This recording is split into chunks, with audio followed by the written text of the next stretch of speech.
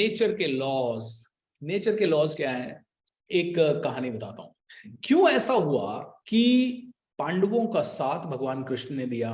क्यों ऐसा हुआ कि दुर्योधन अपने आप को सबसे चतुर समझता था, सबसे ज्यादा पैसे वाला था, सबसे ज्यादा रिसोर्सफुल था?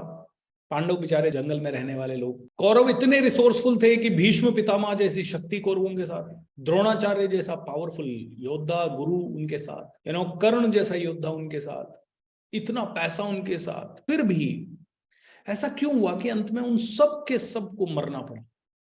ऐसा क्यों हुआ कि वो हर जगह पे डिफीट खाए? उन्होंने हर दाव उनका उल्टा पड़ा। उन्होंने वारणाव्रत में पांडवों को लाक्षागृह में जलवाने की कोशिश की, लेकिन उनके आदमी जल गए, पांडव सुरक्षित निकल गए। उन्होंने भीम को पत्थर वत्थर डाल के जहर की खीर खिला के पानी में डुबा दिया, लेकिन उसके बावजूद भी वहां पे इतने भयंकर जहरीला पानी था, वो जहरीले नाग थे, उसके बावजूद भी भीम बच गया और वो लोग मर गए। मतलब उन लोगों का वो दाव भी उल्टा पड़ गया।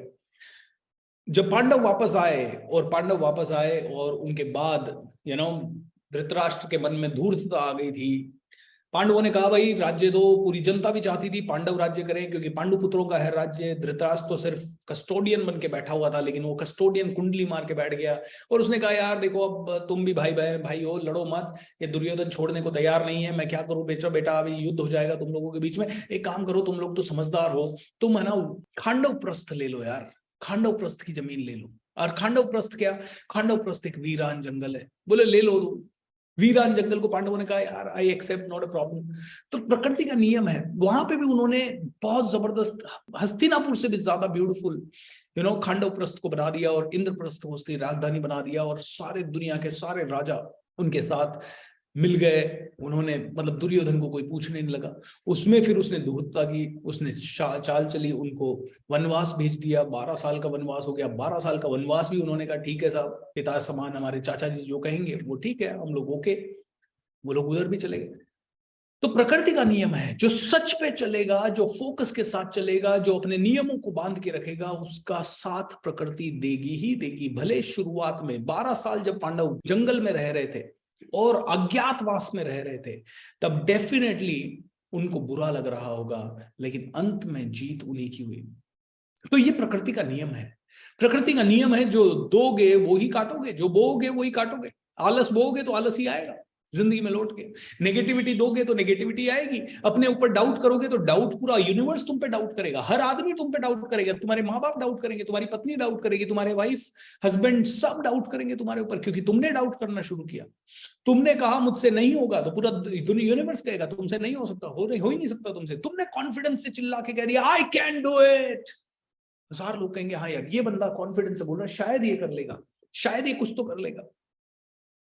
दैट्स द थिंग, यूनिवर्स का लॉ है ये, इसमें पार्शियलिटी नहीं है। यूनिवर्स के लॉ में, नेचर के लॉ है ये।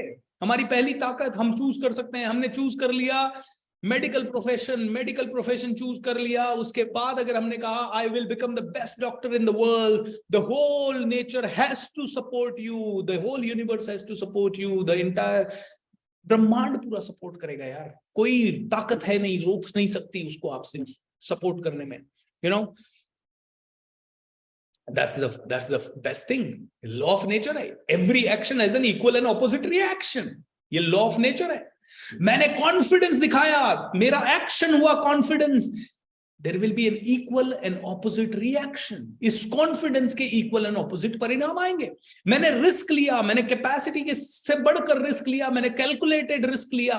ओके, यूनिवर्स हैज टू पे मी बैक। यूनिवर्स को मुझे पे करना ही पड़ेगा वापस।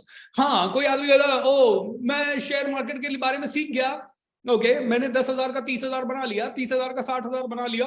अब मैं अपने सारे दोस्तों को जाता हूँ, उनको बोलता हूँ 2-2 लाख रुपए दे दो भाई, 2-2 5-5 लाख रुपए, तुम्हारा पैसा डबल कर दूंगा। अरे बस दे दो बस। और 1 करोड़ रुपए मैंने उधार ले लिया और शेयर मार्केट में कल का कल डाल दिया, और उसके बाद वो जीरो हो गया। और आप कहोगे सर आपने कहा था जो रिस्क लेगा उसे रिवॉर्ड मिलेगा, मैंने 1 करोड़ का रिस्क लिया सर, मेरे साथ जीरो क्यों हुआ? क्योंकि तू गधा है, तू बेवकूफ है, तू इडियट है, तेरे अंदर अक्ल नहीं है। तूने 10,000 का 20,000 होते ही तूने सोच लिया कि तुझे आ गया सब कुछ, तू 1 करोड़ की रिस्क लेने वाला हो गया। भाई तू, तेरे पास 60,000 की गुदड़ी है, 1 लाख का रिस्क लेना। ओके, 60,000 की गुदड़ी है, 1 लाख का रिस्क ले। तूने 1 करोड़ का किसने कहा? ये इडियोटिक है, ये सुसाइडल है।